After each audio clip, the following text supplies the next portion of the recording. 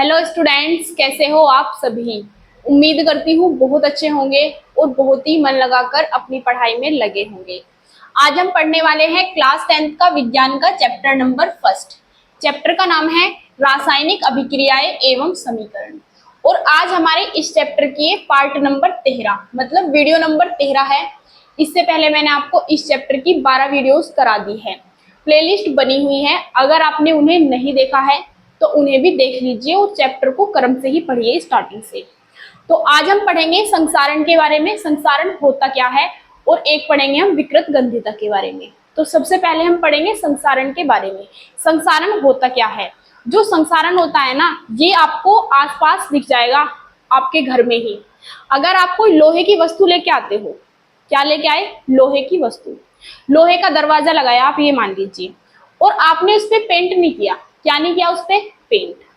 बरसात आ गई मतलब बारिश आ गई, बारिश आती रही, फिर 2-4 दिन बाद बारिश रुक गई, फिर दोबारा बारिश आ गई, फिर रुक गई, फिर बारिश आ गई, तो उस पर हमने पेंट तो किया नहीं था। तो जैसे बारिश आई रुक गई, तो उसके बाद आप देखोगे कि जो लोहे का जो भी आप वस्तु लेके आए थे, दरवाजा लेके आए थे, उसके ऊपर एक पपड़ी सी जम जाती है। क्या जम जाती है, एक पपड़ी सी।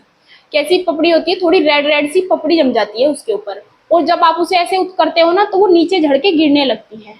तो उसी को कहते हैं हम संसारण। लोहे के ऊपर जो पपड़ी जमती है ना, उसे हम बोलते हैं लोहे पर जंग लगना। उसमें लोहे पे जंग लग जाता है, तो वो क्या हो जाता है, हमारा जो जंग लगता है ना, वो लोहा ही होता है। लोहा नष्ट हो जाता है तो उसका वजन कम हो जाता है, तो घिसते हैं तो उसका वो नीचे गिर जाता है, तो उसका जो लोहे का वजन होता है ना, लोहे की शक्ति वो कम हो जाती है, तो उसे ही बोलते हैं संसारण। अब इसकी हम डेफिनेशन कैसे लिखेंगे, तो इसमें कोई लोहा ले वही धातु जरूरी नहीं, आप कोई सी भी धातु ले सकते हो जो धातु है जिसपे जो संसारित हो सकती है। जैसे कि सोना है, सोने पे कभी जंग नहीं लगता। जो सोने के आभूषण बनाते हैं, महिलाएं पहनती है सोने के आभूषण, रिंग वगैरह बहुत चीजें चलती है, आप देखना उसे पानी में भिगोना चाहे किसी भी चीज में रखना, कभी भी उस पर जंग नहीं लगता, वो कभी भी खराब नहीं होता। कितने साल बाद उसका मूल्य बढ़ेगा ही, घटेगा नहीं। जबकि अगर आप लोहे की अंगूठी पहन लो तो उस पर क्या होगा, आपके हाथों में पसीना आएगा, आप पानी पियोगे कुछ भी, तो उस पर जंग लग जाएगा। लेकिन जो सोना होता है उस पर जंग नहीं लगता। तो कुछ धातुएं तो ऐसी होती है जो संसारित नहीं होती, और कुछ धातु ऐसी होती है जो संसारित हो जाती है। तो हम उनकी बात करेंगे इसमें, जो जो संसारित हो जाती है। ठीक है, तो इसकी डेफिनेशन में हम लिखेंगे, जब कोई धातु अम्ल कोमा आर्द्रता, या तो अम्ल के संपर्क में आए या फिर आर्द्रता मतलब नमी के संपर्क में आती है, तो वो धीरे धीरे क्या होने लगती है, संसारित। तो अब हम डेफिनेशन लिखेंगे। इसमें लिखेंगे हम, जब कोई धातु, आप भी मेरे साथ साथ ही लिख सकते हैं, जब कोई धातु अम्ल कोमा आर्द्रता, आर्द्रता को क्या बोलते हैं, नमी, आर्द्रता या फिर नमी के संपर्क में आती है, संपर्क में आती है, तो वह धीरे धीरे धीरे धीरे संसारित क्या होने लगती है, संसारित होने लगती है, संसारित होने लगती है। इस घटना को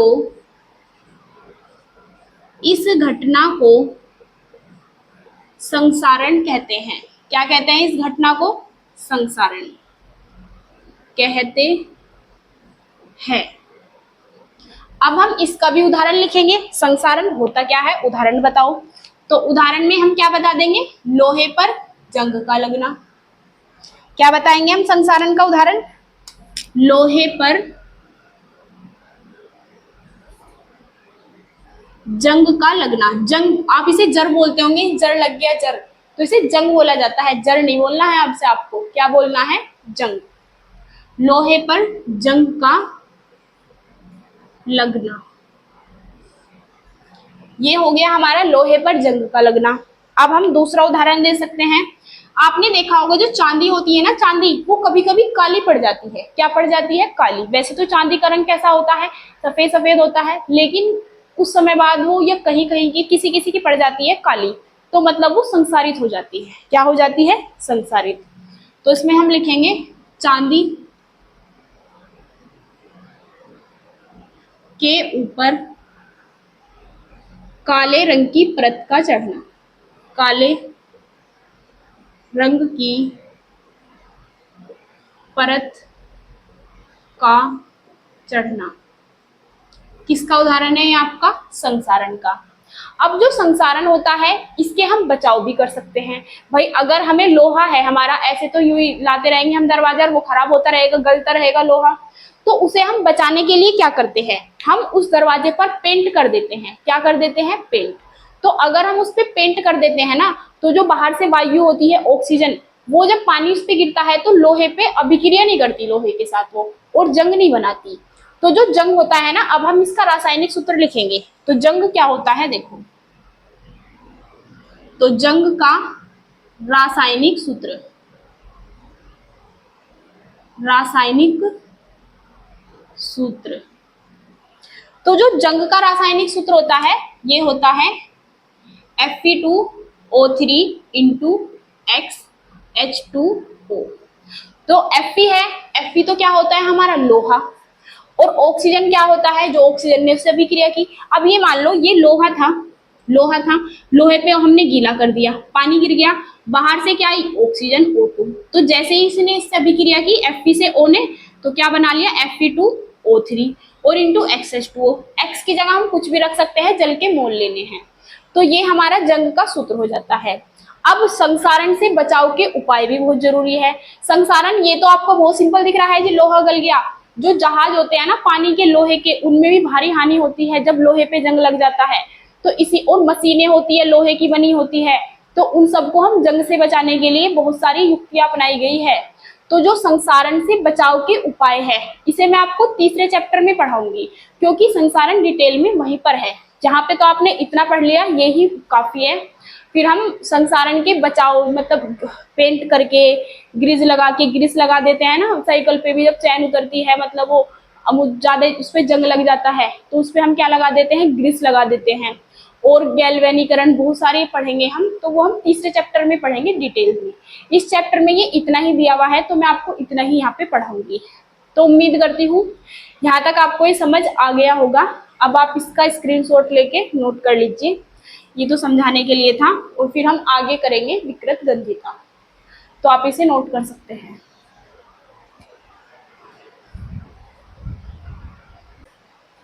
अब हम आगे पढ़ने वाले हैं विकृत गंधिता के बारे में। तो विकृत गंधिता क्या होती है? ये सब भी आपके घरों में होता है। तो आपने क्या देखा है, आप जैसे कि रोटी बनाती है आपकी मम्मी, तो थोड़ा सा आटा बच गया अगर, तो आप क्या करते हो? अगर आपने उस आटे को उठा के रख दिया, रात में आटा बचा था, तो सुबह में जब आप उसे देखते हो ना, तो वो आटा मतलब बहुत ज्यादा फूल जाता है, बहुत बड़ा हो जाता है और वो सड़ जाता है, उसकी स्वाद और गंध दोनों बदल जाती है। तो इसी को बोलते हैं विकृत गंधिता। तो कुल मिला के किसी भी तेलीय वसायुक्त खाद्य पदार्थ का सड़ना ही विकृत गंधिता कहलाती है। तो इसकी डेफिनेशन लिखते हैं अब हम, तो आप भी मेरे साथ साथ ही लिख लेना। तो इसमें हम लिखेंगे जब वसा युक्त अथवा तेलीय, वसा युक्त अथवा तेलीय खाद्य पदार्थ, जब वसायुक्त अथवा तेलीय खाद्य पदार्थों को, तेलीय खाद्य पदार्थों को लंबे समय तक रखा जाता है। लंबे समय तक रख दिया हमने उसे खुले में ऐसे ही, मतलब लंबे समय 2-3 दिन इस तरीके से रख सकते हैं। वो लंबे समय तक रखा जाता है तब खाद्य सामग्री,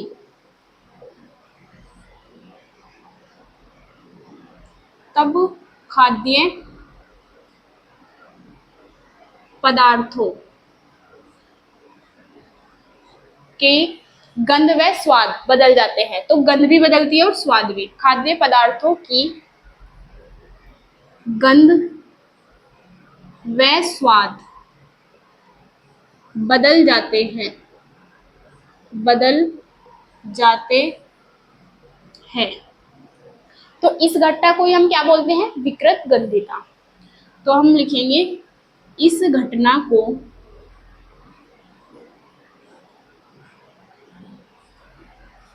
विकृत गंधिता कहा जाता है। विकृत गंधिता कहा जाता है। तो इस घटना को क्या बोलते हैं? हम विकृत गंधिता बोलते हैं। जब वसायुक्त अथवा तेलीय खाद्य सामग्री, जैसे कि आपने क्या देखा, आपने बनाई सब्जी, सब्जी बनाई, पूरा दिन आपकी सब्जी चल गई, रात को मान लो सब्जी बच गई और फिर आपने कल देखा उसे सुबह, तो मतलब बहुत लंबा समय हो गया, उसमें तेल था, तो जैसे ही उसने अभिक्रिया की ऑक्सीजन से तो वो सड़ गई। तो उसी घटना को बोलते हैं विकृत गंधिता। ऐसे ही आपने देखा होगा जो चिप्स होते हैं, चिप्स लाते हो आप, दुकान से लाते हैं ना चिप्स, तो पॉलीथीन में पैक होता है, पन्नी में, तो उसके अंदर गैस भरी होती है। कौन सी गैस भरी जाती है? नाइट्रोजन, N2 गैस भरी होती है। जैसे ही आप उसको निकाल देते हो उससे बाहर, पैकेट से बाहर, और आप उसे 3-4 घंटे ऐसे ही खुले में छोड़ दो लंबे समय तक, मतलब 3-4 घंटे या एक दिन, तो आप देखोगे उसका गंध और स्वाद दोनों बदल जाएंगे। वे मतलब कैसे हो जाएंगे? सील जाएंगे वे, जैसे करारे उसमें निकले थे ना क्रिस्पी, इस तरीके से नहीं होंगे वे। तो वही होता है, विकृत गंधित हो जाते हैं वे, जैसे ही अभिक्रिया करते हैं बाहर ऑक्सीजन से। तो यही हमारी क्या होती है? विकृत गंधिता। अब हम इसका उदाहरण भी लिख लेते हैं। तो इस घटना को विकृत गंधिता कहा जाता है। अब हम लिखेंगे इसका उदाहरण। उदाहरण में लिखेंगे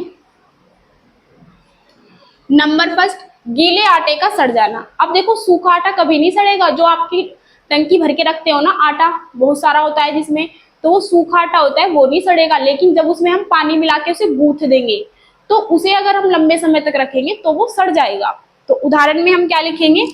गीले आटे का सड़ जाना। गीले आटे का सड़ जाना या सड़ना। नंबर 2 हम क्या लिख सकते हैं? जो सब्जी होती है, सब्जी कैसी? पकी हुई सब्जी, तो हम कह देंगे सब्जी का सड़ जाना, पकी हुई लिख लो वैसे तो, पकी हुई सब्जी का सड़ जाना। कौन सी सब्जी पकी हुई? जो पतीले में आपकी मम्मी बनाती है वो, उसका सड़ जाना। तो पकी हुई सब्जी का सड़ना, ये भी क्या कहलाता है? हमारा विकृत गंधिता का उदाहरण ही है। तो विकृत गंधिता को जी हम इसके भी क्या वो कर सकते हैं उपाय? विकृत गंधिता से बचाव के क्या कुछ उपाय है? तो हाँ है उपाय। आपके घर में फ्रिज रखा है, तो जो फ्रिज है ना उसमें क्या रखते हैं? अगर आप वो सब्जी जो आपकी सड़ी है, अगर आप उसे उसमें रख देते फ्रिज में, फिर वो खराब ना होती, तो जो रेफ्रिजरेटर होता है, हमारा फ्रिज होता है, ये क्या करता है? विकृत गंधित होने से बचा लेता है हमारी वस्तुओं को। तो अब हम आगे पढ़ेंगे खाद्य सामग्री को मतलब विकृत गंधिता से बचाव किस तरीके से किए जाते हैं। तो उम्मीद करती हूँ यहाँ तक आपको समझ आ गया होगा। अब आप इसका स्क्रीनशॉट लेके नोट कर लीजिए, फिर हम आगे कंटिन्यू करते हैं।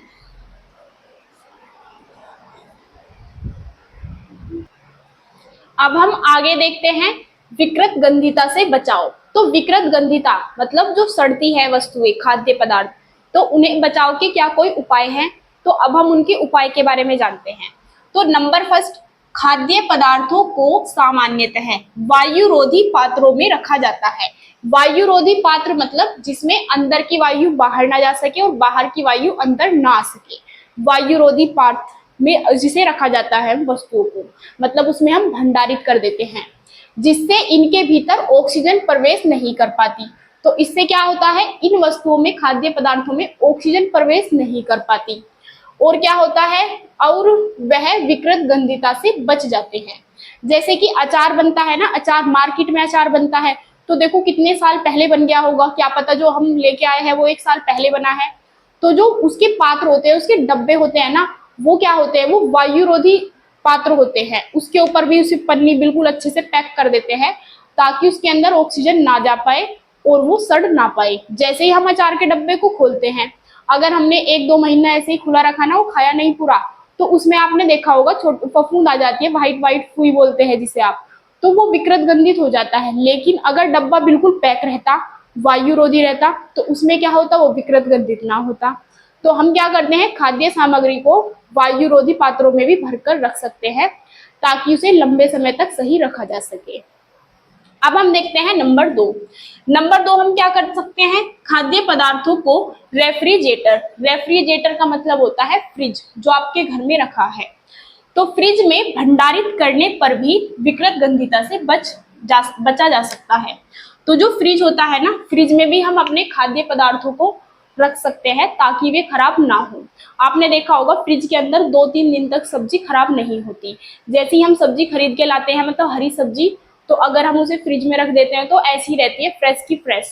लेकिन अगर हम ऐसे रख देंगे ना, मतलब ऐसे ही फ्रिज के अंदर नहीं बाहर रख देंगे, तो आप देखोगे कुछ दिनों बाद वो सूखने लगेगी सब्जी। जैसे खीरा लेके आए, खीरे को आपने ऐसे ही खुले में रख दिया तो वो सूखने लग जाएगा, ऐसे सूख जाएगा, छोटा सा हो जाएगा, मतलब बिल्कुल खराब। लेकिन अगर आपने उसे फ्रिज के अंदर रख दिया तो 4-5 दिन तक भी ऐसा ही रहेगा, ताजा एकदम देखने में। तो इस तरीके से हम क्या कर सकते हैं, उन्हें भंडारित कर सकते हैं फ्रिज के अंदर खाद्य पदार्थों को, ताकि वे खराब होने से बच सके।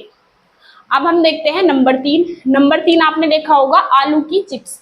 आलू की जो चिप्स बनती है की थैलियों में नाइट्रोजन का भरना। तो उसकी थैली में हम नाइट्रोजन गैस भर देते हैं, जिससे क्या होता है, जो चिप्स है वो लंबे समय तक उसमें सुरक्षित रहते हैं, खराब नहीं होते। और ये केवल आलू की चिप्स के लिए लागू नहीं है, पैकेट बंद जो भी सामान आता है, आप चाय पत्ती लो, उसमें भी गैस भरी होती है। आप सोचते हो उसमें हवा भरी है, हवा क्यों भरी है, तो वो हवा इसीलिए भरी है ताकि उसमें ऑक्सीजन ना जा सके। नाइट्रोजन गैस जो होती है उन्हें वो सुरक्षित रखती है, अक्रिय होती है वो। तो इसलिए इन 3 तरीके से हम विकृत गंधित होने से खाद्य पदार्थों को बचा सकते हैं। तो उम्मीद करती हूँ आपको ये समझ आ गए होंगे। अब आप इनका स्क्रीनशॉट लेके नोट कर लीजिए, फिर हम आगे तो कल ही पढ़ेंगे। और अगर आप चैनल पर नए हो तो चैनल को सब्सक्राइब जरूर कर लीजिए। इसी के साथ हमारे पहले चैप्टर की थ्योरी खत्म हुई है। अब इसके चलेंगे एनसीईआरटी प्रश्न, जो आपके पेपर में भी आते हैं, फिर अभ्यास के प्रश्न, सब कुछ हम पढ़ने वाले हैं।